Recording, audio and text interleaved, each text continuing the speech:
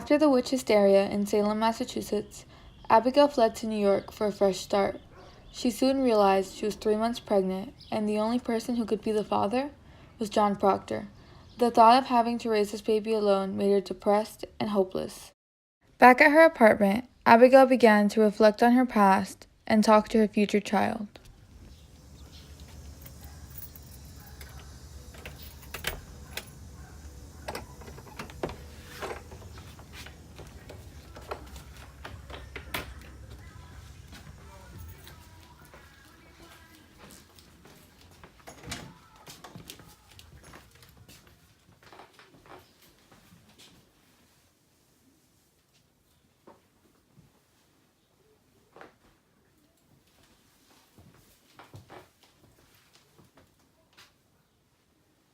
Back in Salem, I did some terrible things.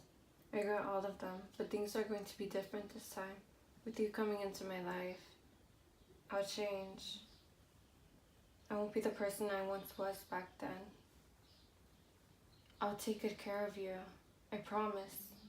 I won't allow you to make the same mistakes that I made. Abigail would soon come to realize that her daughter was nothing like she'd hoped she'd be. As a matter of fact, Emma would grow up to be worse than her mother was at her age. Even as a young girl, Emma was not like the other kids. She would often rip dolls' heads off and constantly throw tantrums.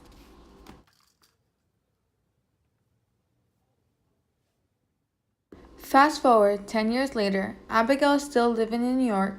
Her daughter Emma is 16 and in the 10th grade. She seems like the perfect angel to her mother, but in reality, she's an exact replica of her mother 15 years ago. At school, Emma is talking to her friends, Jane and Mary. She's trying to convince them to help her rob a jewelry stand. Girls, this jewelry store will be having lots of jewelry, ranging from 40 to 60. I bet if we're discreet, we could steal some. I don't think that's a good idea. We could get in a lot of trouble. I mean, what's the worst they can do to us? We're only children. Let's go. Yes. Come on, come on.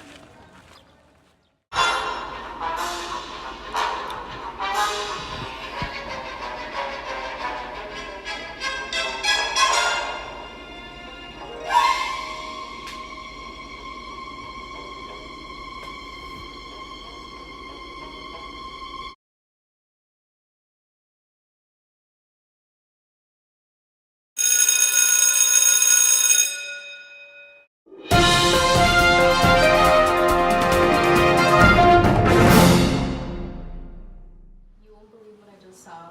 I saw Danielle and Mr. Davis alone in the classroom. No way. Have you noticed she always gets A's on her papers? She's not even that smart. She's always at the top of the class, too. Although Emma does see Mr. Davis and Danielle alone in the classroom, she does not see them kissing or doing anything unrelated to school. The only reason Emma spreads this rumor is because she does not like Danielle. The next day, the whole school was whispering about Danielle and Mr. Davis. Later that day, Danielle got called into the principal's office. He asked her if she was having sexual relations with Mr. Davis. She blatantly said no. Emma later gets called into the office to testify since she started the rumor.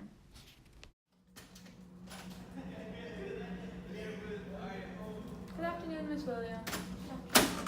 You said that Mr. Davis and Danielle were having sexual relations. Is this true? Yes, ma'am. I saw them kissing with my own eyes. Very well. You're excused.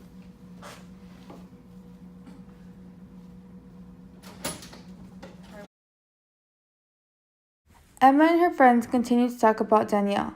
The following morning, it was announced that Danielle Collins had been expelled. For several weeks, Danielle and her family were shamed and taunted. Danielle became very depressed. It got so bad, Danielle was found hung in her own home. Emma felt no remorse. She was jealous of Danielle and felt she got what she deserved. She realizes that she has the power to ruin people's lives if she wanted to. She planned to get rid of Lucy Prescott next. Emma claims that Lucy was smoking in the bathroom at school. Smoking is prohibited at school. This rule is strictly enforced. Hey, How you been? how are you? I haven't seen you in a really long time. It's been so long. They're going, but they're really stressful. I actually have to work on the project right now. I'll see you later. Alright, bye. After pretending to be friends with Lucy and planting the cigarettes, Emma goes on to bully and torment her and then report her to the principal for smoking.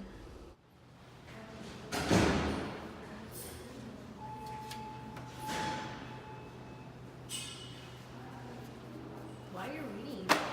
Why'd you do that? Who reads these days? I do. Hey, why'd you do 'Cause I that? don't like you. Good afternoon. Someone informed me that you saw Miss Prescott smoking in the bathroom. Yes, ma'am. This is true? Yes. Did you see her smoking? Yes, I did. Alright, let me call her. Miss Prescott, please come to the principal's office. Yes. Good afternoon. Good afternoon. Miss Williamson here says that she saw you smoking in the bathroom. What? I swear that wasn't me. You Are can you- even check my bag. Let's see your bag then. Let's see, you're not hiding anything. Miss Williams will be in trouble if this is a false statement. What is this? Those are not mine. These are not They're yours. not mine. Then why I don't are know they how in they your got backpack? there. You know we don't tolerate smoking at this school. But it wasn't me. I'm sorry, I'm gonna have to expel you. But I didn't do anything wrong. I don't know how that got there.